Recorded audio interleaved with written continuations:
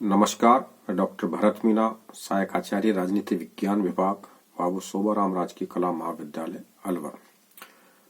आज की कक्षा है BA part first year. Topic है राज्य। विद्यार्थियों, राजनीति शास्त्र की सर्वाधिक केंद्रीय महत्व की अवधारणा राज्य है। राज्य का अध्ययन होने के कारण अरस्तु ने राजनीति शास्त्र को मास्टर साइंस की संज्ञा दी। इस संबंध में अनेक विद्वानों ने राज्य को अलग अलग तरीके से परिभाषित किया है और इस परिभाषा की प्रक्रिया के तहत मोटे तौर पर गार्नर और लास्की की परिभाषाओं को यहाँ कोट करना उचित होगा।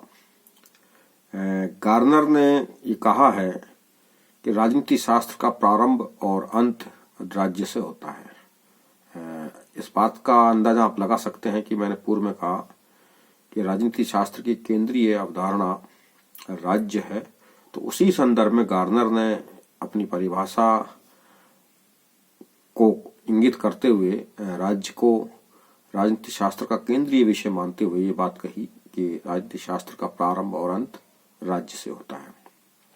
एक दूसरे राजनीति शास्त्री और हैं जिन्होंने ये कहा है कि राजनीति विज्ञान संगठित राज्य के संबंध में मानव जीवन का अध्ययन है। ये परिभाषा लास्की ने दी है। उनके अनुसार राजनीति विज्ञान संगठित राज्य के संबंध में मानव जीवन का एक अध्ययन है। तो लास्की की परिभाषा में भी राज्य राजनीति शास्त्र की केंद्रीय अवधारणा के रूप में अभिव्यक्त होती है। जब हम राज्य शब्द को परिभाषित करते हैं तो राज्य लैटिन भाषा के स्टेटस शब्द से निकला हुआ शब्द है और प्राचीन यूनानी नगर राज्यों में से पोलिस, रोमन भाषा में इसको रेस पब्लिका और मध्यकाल में क्रिश्चियन कॉमनवेल्थ आदि के नाम से जाना जाता था। लेकिन आधुनिक अर्थ में इटली के महान राजनीति शास्त्री मैकियावेली ने इसको संबोधित किया और राज्य की विभिन्न धारणाओं को उसके संगठनात्मक और कृत्यात्मक विवरण तथा उसकी प्रकृति, उद्देश्य के मानकीय विवेचन के आधार पर हम इसको मोटे तौर पर दो भागों में वर्गीकृत कर सकते हैं। एक तो राज्य की विवरणात्मक धारणा और एक राज्य की मानकीय धारणा। जब हम राज्य की विवरणात्मक धारणा की बात करते हैं तो इसमें संगठनात्मक और कृत्यात्मक विवरण की बात की जाती है और जब हम इसकी मानकीय धारणा की बात करते हैं तो हम इसमें राज्य की प्रकृति और उद्देश्यों की बात करते हैं। मानकीय धारणा के संदर्भ में भी तीन विचार दर्शन राज्य के संबंध में हैं जिन्होंने राज्य को अपने तरीके से परिभाषित करने की कोशिश की है और उसमें जो तीन धारणाएं हैं राज्य की मानकीय धारणा, उसमें पहली है एक आदर्शवादी धारणा, दूसरी है उदारवादी धारणा और तीसरी है समाजवादी धारणा। तो इन संदर्भों में हमको राज्य को समझना होगा, तभी हम इसके व्यापक अर्थ को समझ पाएंगे। तो आइए बारी बारी से हम राज्य की जो विभिन्न धारणाएं हैं उनका अध्ययन करेंगे। तो सबसे पहले राज्य का संगठनात्मक कृत्यात्मक विवरण को समझने की कोशिश करेंगे। इस संदर्भ में विभिन्न विद्वानों ने राज्य को परिभाषित करने की कोशिश की है, जिसमें प्रमुख तौर पर देखें तो ब्लंट सली ने कहा है कि किसी भी निश्चित भूप्रदेश में राजनीतिक रूप से संगठित जनसमूह को राज्य कहते हैं। एक बार परिभाषा को आप वापस सुने कि किसी भी निश्चित भूप्रदेश में राजनीतिक रूप से संगठित जनसमूह को राज्य कहते हैं। अब इसमें मोटे तौर पर तीन बातें स्पष्ट रूप से उभर कर आती हैं। पहली, निश्चित भूप्रदेश और संगठित जनसमूह, दूसरी बात, और तीसरी बात क्या है, संगठित किस प्रकार का हो, राजनीतिक रूप से। तो इन तीन तत्वों के आधार पर ब्लंटसली ने राज्य को परिभाषित किया है कि निश्चित भूभाग पर राजनीतिक रूप से संगठित जनसमूह अगर है तो वो राज्य है। इसी प्रकार गार्नर, हमने उनकी परिभाषा पहले भी जानने की कोशिश की। गार्नर ने क्या कहा कि राज्य मनुष्य का वह समुदाय है जो संख्या में काफी हो, निश्चित भूमि पर बसा हुआ हो, जो बाह्य नियंत्रण से मुक्त हो तथा जिनकी एक संगठित सरकार हो जिसकी आज्ञा का पालन लोग सहज भाव से करते हो। यहां गार्नर ने ब्लंटसली की परिभाषा को और व्यापक बनाने की कोशिश की है। जहां ब्लंटसली ने तीन तत्वों पर ही जोर दिया है, निश्चित भूभाग, राजनीतिक रूप से संगठित जनसमूह, जबकि गार्नर इससे आगे बढ़कर क्या कहते हैं कि राज्य क्या है, मनुष्यों का एक ऐसा समुदाय है जो जनसंख्या में बहुत ज्यादा हो। तो एक तो इसमें हो गई जनसंख्या, दूसरी निश्चित, और वो जनसंख्या कैसी हो, निश्चित भू प्रदेश पर बसी हुई हो। तो दूसरा तत्व आ गया भू प्रदेश, जनसंख्या, दूसरा भू प्रदेश। और तीसरी बात गार्नर ने क्या कही, बाह्य नियंत्रण से मुक्त हो। वो जनसंख्या बाह्य नियंत्रण से मुक्त हो, यानी उस देश की, उस भूप्रदेश की सीमाओं से बाहर की शक्ति से वो मुक्त हो। ये संप्रभुता का कंसेप्ट आ गया। तो बाह्य नियंत्रण से मुक्त हो और जिसकी संगठित सरकार हो, एक सरकार भी हो। तो जनसंख्या, भूप्रदेश, संप्रभुता और सरकार, ये चार चीजें आ गई, और जिसकी आज्ञा का पालन लोग सहज भाव से करते हो। पांचवें तत्व गार्नर की परिभाषा में क्या हो गया, भूप्रदेश में रहने वाली जनता सरकार की आज्ञा पालन करने का सहज भाव रखती हो। तो आज्ञा पालन का भाव। तो ये पांच तत्व जो है गार्नर की परिभाषा में राज्य के संबंध में निकल के आते हैं। समुदाय, भूप्रदेश, बाह्य नियंत्रण से मुक्त, संगठित सरकार और आज्ञा पालन, ये पांच तत्व हो गए। मैक्स वेबर ने क्या कहा है, मैक्स वेबर ये कहते हैं राज्य एक ऐसा मानव समुदाय है जो निर्दिष्ट भू भाग में भौतिक बल के विधि सम्मत प्रयोग के अधिकार का दावा करता है। यहां मैक्स वेबर ने गार्नर की परिभाषा में जो बाह्य नियंत्रण से मुक्ति का जो कंसेप्ट या अवधारणा आई, जिसको हम बाद में संप्रभुता के रूप में देखेंगे, उस संप्रभुता को और ज्यादा विस्तार से व्याख्या उसकी करने की कोशिश की है। और उन्होंने कहा है कि राज्य एक ऐसा मानव समुदाय है जो निर्दिष्ट भूभाग में भौतिक बल के विधि सम्मत प्रयोग के अधिकार का दावा करता है। यानी भौतिक सम्मत विधि प्रयोग, ये एक संप्रभुता का कंसेप्ट है, अवधारणा है।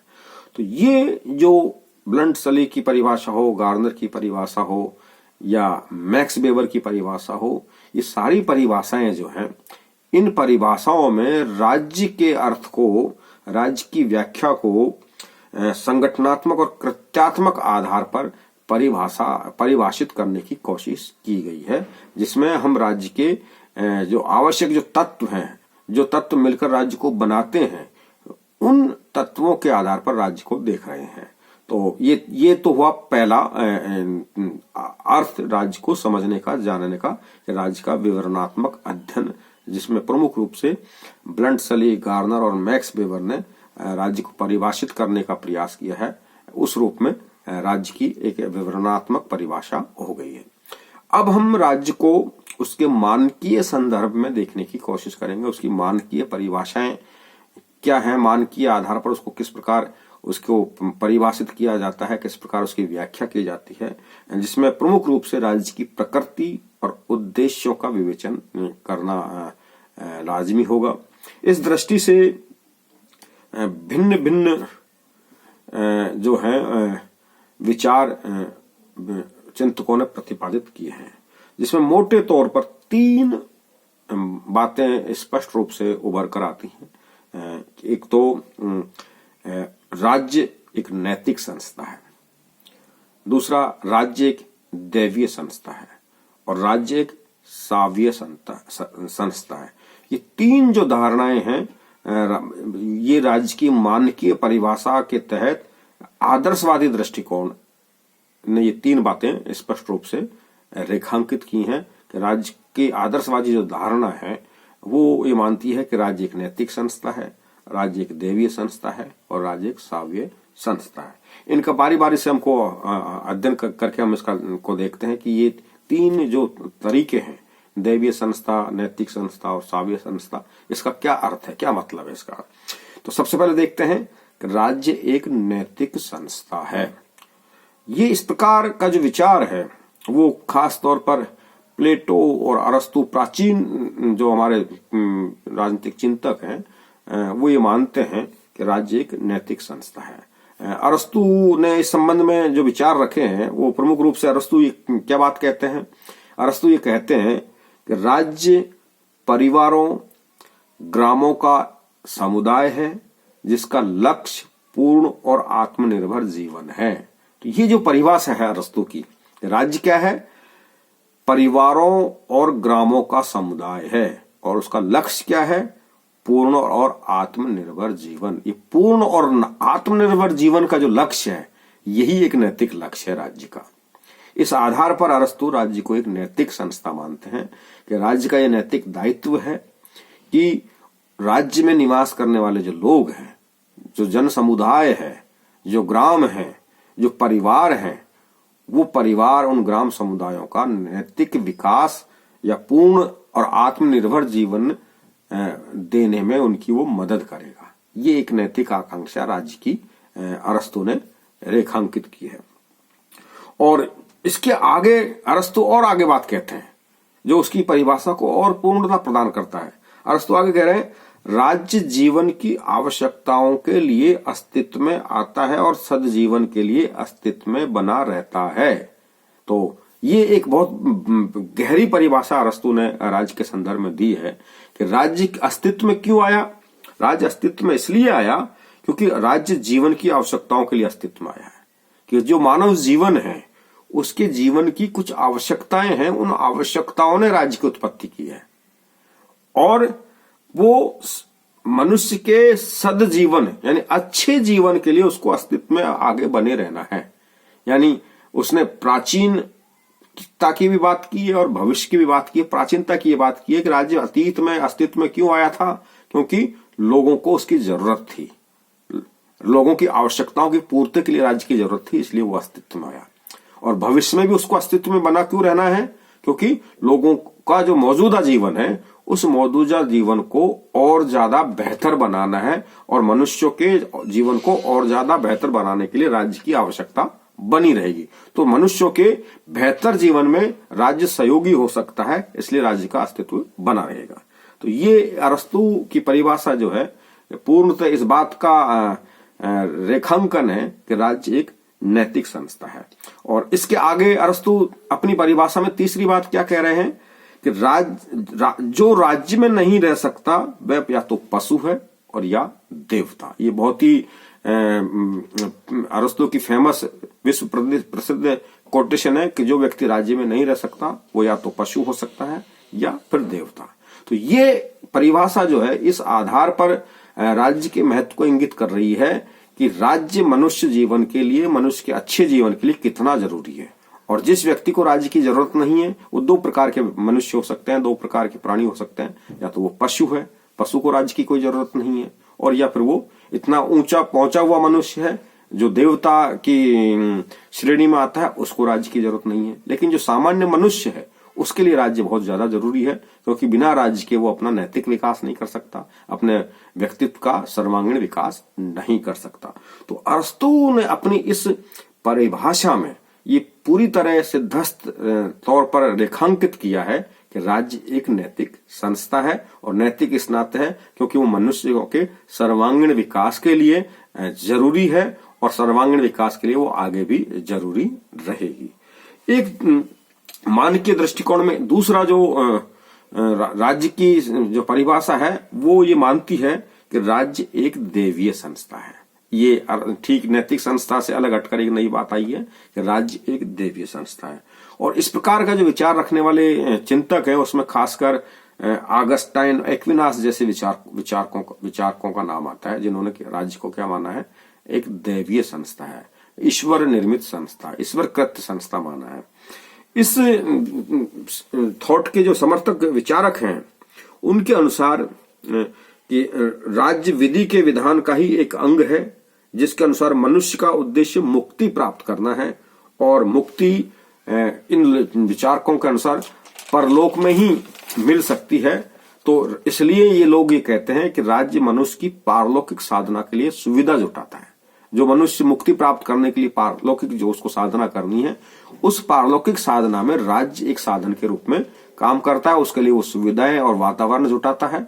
इसलिए राजा की शक्ति ईश्वर प्रदत्त है और ईश्वर के समान है और ईश्वर की देन है। इसलिए वो क्या कह रहे हैं कि राजा जो है पृथ्वी पर ईश्वर का अवतार है। ये हीगल ने कह दिया कि राजा क्या है, पृथ्वी पर ईश्वर का दूत है और वो जो है ईश्वर के समान है, ईश्वर की देन है। इसलिए आपको जनता को जो है राजा की आज्ञा का पालन उसी भाव से करना है जिस भाव से वो ईश्वर के प्रति नतमस्तक होकर उसके प्रति आदर भाव प्रकट करता है। तो ये एक दूसरा तरीके का विचार है राज्य के बारे में, जो राज्य को देवीय संस्था मानता है, ईश्वर रूपी संस्था मानता है और उसी तौर पर वो जनता से ये आग्रह करता है कि जिस प्रकार आप भगवान के प्रति, ईश्वर के प्रति नतमस्तक होकर आदर भाव प्रकट करते हैं, उसी प्रकार राज्य और राज्य पर शासन करने वाले राजा के प्रति नतमस्तक होकर उसका सम्मान करें, उसकी आज्ञा का पालन करें। इसी संदर्भ में एक दूसरे और विचारक हुए फिगिस। उन्होंने अपने सिद्धांत में 3 प्रमुख तत्वों की बात की है। वो कह रहे हैं कि राजतंत्र सर्वश्रेष्ठ शासन है, कि सर्वश्रेष्ठ शासन इसी संदर्भ में कह रहे हैं कि वो ईश्वर द्वारा निर्मित है। राज्य शक्ति निरंकुश है।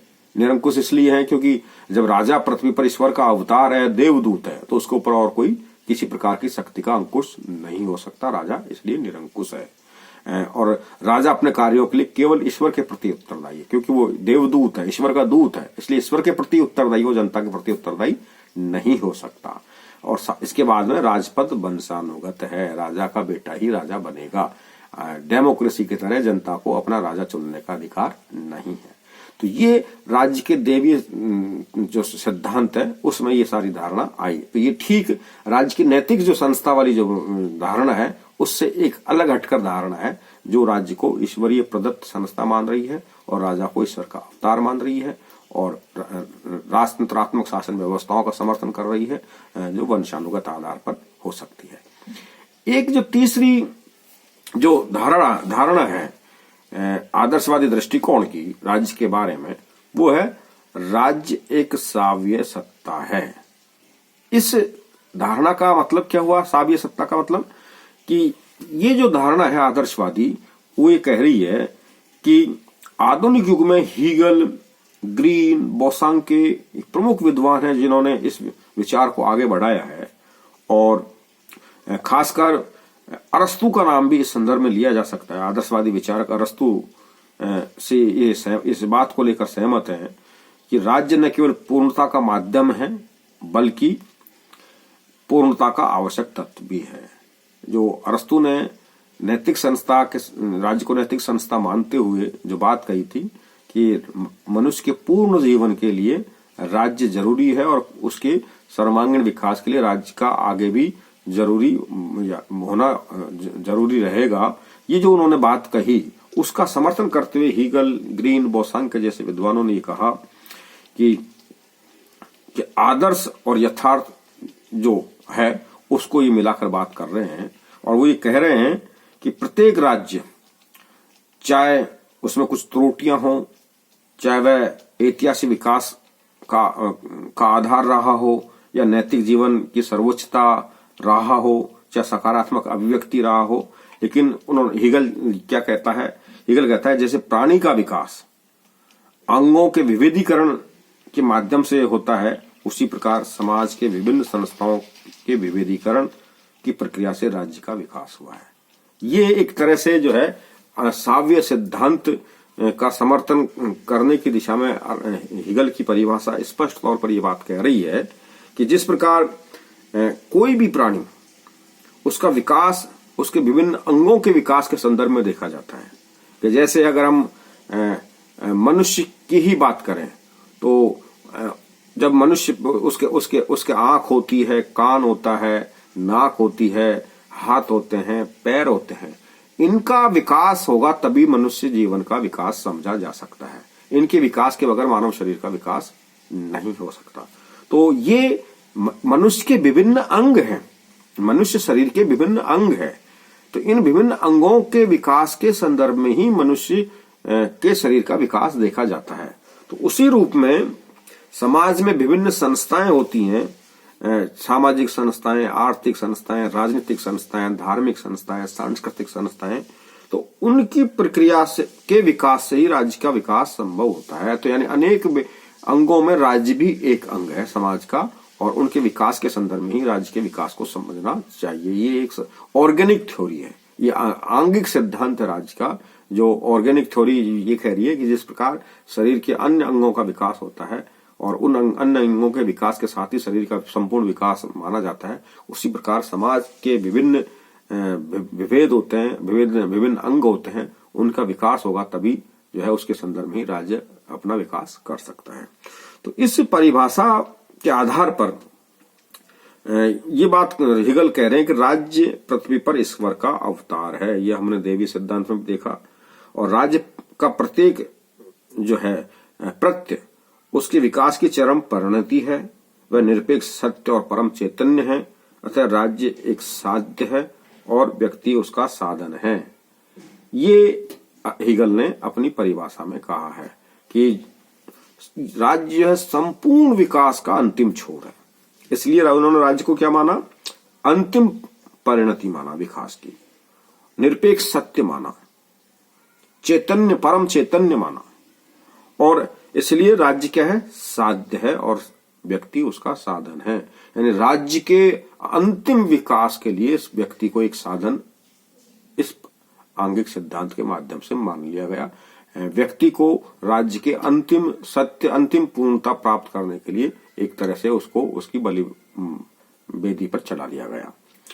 और ऐसे राज्य की आज्ञा का पालन में ही व्यक्ति की स्वतंत्रता निहित है। हिगल क्या कह रहे हैं कि इस प्रकार के अंतिम चरम लक्ष्य को प्राप्त राज्य की आज्ञा का पालन करना ही व्यक्ति की स्वतंत्रता है। यानी राजा की आज्ञा का पालन, परम सत्ता की आज्ञा का पालन करने में ही व्यक्ति की भलाई है और व्यक्ति की स्वतंत्रता है।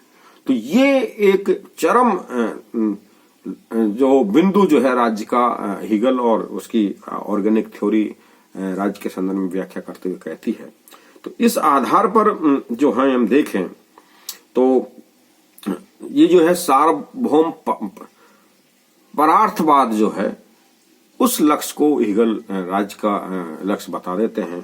और इसके आधार पर जो है वो नागरिक समाज को, परिवारों को जो है राज्य के परम लक्ष्य के लिए बलि वेदी पर चढ़ाने की बात करते हैं कि जो है वो उसकी आज्ञा का पालन करने में परिवारों का भला है, मनुष्यों का भला है, समाज का भला है। तो ये तो हुई उसकी आदर्शवादी धारणा राज्य की। अब दूसरी जो धारणा है राज्य की वो है इसकी उदारवादी धारणा। ये उदारवादी धारणा जो है आदर्शवादी धारणा से आगे का विकास क्रम है।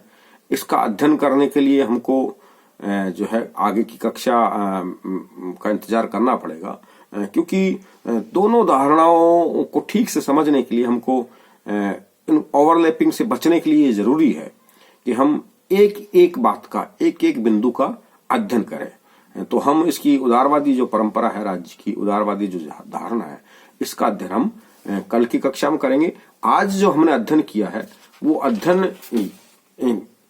का सारांश ये है कि राज्य जो है वो एक प्राचीन धारणा है जिसको हमने मौजूदा संदर्भ में स्टेट बोलते हैं, लेकिन ये शब्द जो है स्टेटस से बना है और प्राचीन यूनानी नगर राज्यों में से पोलिस, रोमन में रेस पब्लिका और मध्यकाल में क्रिश्चियन कॉमनवेल्थ कहते आए हैं। लेकिन जो आधुनिक इसका अर्थ है उसको पहली बार जो है स्पष्ट तौर पर परिभाषित किया तो वो मैकियावेली के चिंतन में वो बात निकल कर आई। और इस आधार पर हम राज्य को जब परिभाषित करते हैं तो इसके दो संदर्भों में हम इसको परिभाषित करते हैं। एक तो इसके विवरणात्मक संदर्भ में और दूसरा इसके मानकीय संदर्भ में। विवरणात्मक संदर्भ में हम इसके संगठनात्मक और कृत्यात्मक विवरण को जानने की कोशिश करते हैं और मानकीय संदर्भ में इसकी प्रकृति और उद्देश्यों को जानने की कोशिश करते हैं। और मानकीय संदर्भ में जो है इसकी तीन जो है आइडियोलॉजिकली विचारधाराएं हैं, जिसमें आदर्शवादी, उदारवादी और समाजवादी विचारधारा। तो आज हमने मानकीय संदर्भ की आदर्शवादी विचारधारा का अध्ययन किया है, जिसमें हमने ये जाना है कि राज्य नैतिक संस्था है, राज्य देवीय संस्था है और राज्य सावीय संस्था है। इन तीन धारणाओं के बाद में जो उदारवादी धारणा क्या कहती है राज्य के बारे में, इसका अध्ययन हम कल की कक्षा में करेंगे। आज के लिए इतना ही। धन्यवाद।